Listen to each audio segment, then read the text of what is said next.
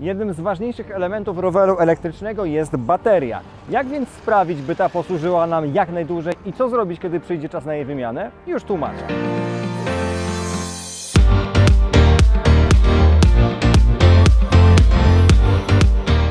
Pewnie wiecie, jednym z głównych elementów e-bike'a jest silnik elektryczny. To jest w zasadzie serce tego roweru, ale też równie istotną częścią jest przecież bateria. To w niej mamy zapas energii, dzięki której możemy korzystać z elektrycznego wspomagania. Wyróżniamy kilka rodzajów takich baterii. Mają one różne kształty, podyktowane głównie tym, gdzie taka bateria będzie zamocowana.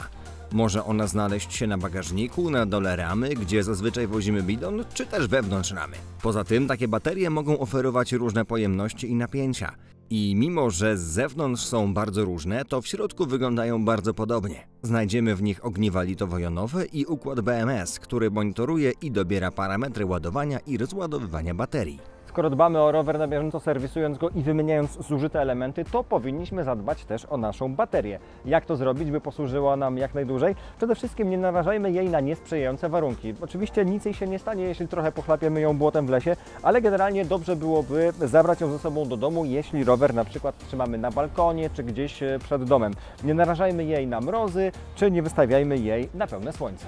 Dobrze by było taką baterię naładować po każdej trasie. Na pewno nie dopuścimy do tego, by za długo leżała ona całkowicie rozładowana. Jeżeli więc planujemy nie jeździć e-bike'iem w zimie, to baterię oczywiście zabieramy do domu, trzymamy ją w suchym pomieszczeniu w pokojowej temperaturze i dbamy o to, żeby miała w sobie jakiś ładunek. Skoro o ładowaniu mowa, używajmy do tego celu tylko ładowarki z zaufanego źródła. Kupując baterię od Greensela, dostajemy ją już od razu w zestawie z dobranym zasilaczem. Nic jednak nie trwa wiecznie i naturalne jest, że każda bateria litowo-jonowa po pewnym czasie po prostu się zużyje. Kiedy więc przyjdzie pora na jej wymianę, możemy zrobić to całkowicie bezboleśnie. Wystarczy zdemontować taką baterię i poszukać naklejki, na której będzie wypisana jej pojemność i napięcie.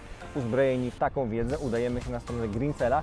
Tam szukamy baterii, która wygląda podobnie i ma parametry zbliżone do tej, którą mamy obecnie w naszym rowerze. Co istotne, jeżeli nasza obecna bateria jest montowana na przykład tak jak tutaj na miejscu bidonu, to ta nowa również powinna być przeznaczona do montażu w tym samym miejscu. Zwróćmy uwagę też na typ wtyczki. Jak widać, proces wyboru baterii jest bardzo prosty. Gdybyście jednak mieli jakiekolwiek wątpliwości, śmiało kontaktujcie się z naszymi konsultantami, oni Wam z wielką przyjemnością pomogą. Taka bateria na pewno posłuży Wam długo, zapewniając wiele wygodnie i szybko przejechanych kilometrów. Jeżeli macie jakiekolwiek pytania na temat e-bike'ów, czekamy na nie w komentarzach pod tym filmem. Ja za dziś bardzo dziękuję, do zobaczenia niedługo, na razie, hej!